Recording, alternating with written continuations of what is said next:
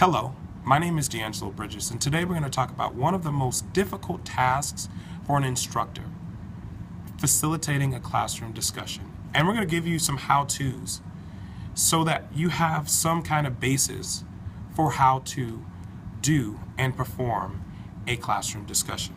I've noticed that facilitating a classroom discussion is by far one of the most daunting tasks for an instructor to do. To start, students must feel comfortable with talking to one another. As an instructor, this can be encouraged by creating a warm environment at the beginning of the course.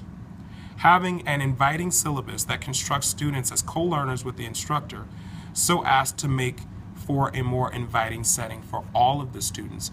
And this makes for an easier teaching session for the teacher as well. There is also in the syllabus room to add jokes and be funny here and there, just so it makes it a little bit more inviting for the students and they feel a little bit more comfortable from day one. Consider also the geography of the classroom and the space itself. Are students able to see one another? Or are they sitting in rows facing the front of the room? Is it possible to create a circle or a semicircle so that students feel more comfortable and they can see everyone in the classroom? And it makes it a little bit more inviting a setting. Establish criteria for a good discussion at the onset of the class.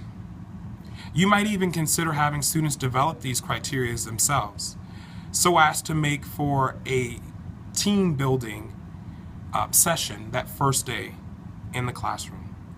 Hold the students responsible for bringing good issues/questions for their discussions.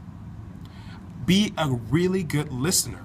Respond in such a way that it displays that you've heard and understood the questions or the comments that students have made in relationship with the reading or the tasks you've asked the students to perform.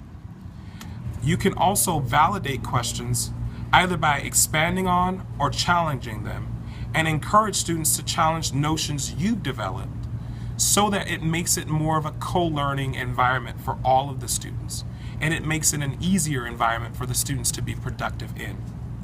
Good discussion takes some time to warm up to. Maybe start with a quick write, or you can even start with a quick discussion. Quick writes are really good because it allows for students to gather their ideas and reference the text or whatever medium you've chosen to work with. This will make it easier for the students to discuss in a larger group.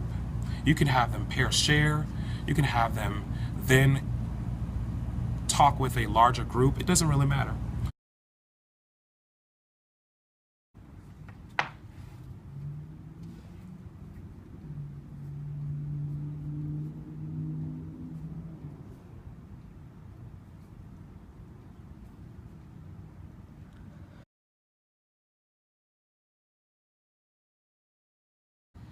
Okay, so he asked us, where do we see selling the story interfering with telling the story?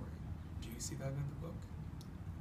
Well, I mean, if you think about it, so this is supposed to be Eli Wiesel's actual account of. One of the most important aspects of this, though, however, is have a few good discussion questions, one general direction you would like the class to go in, and then also allow room for organic or fluid discussions so that the students don't feel like the discussion is guided by you and not facilitated by you, which is completely different, because if students feel like you're guiding the discussion, it doesn't allow for them to actually participate in the conversation, and they're more or less just bystanders in the classroom. Whereas if they're allowed to have more fluid and organic conversations, it makes for a more rich discussion of the text that you're reading.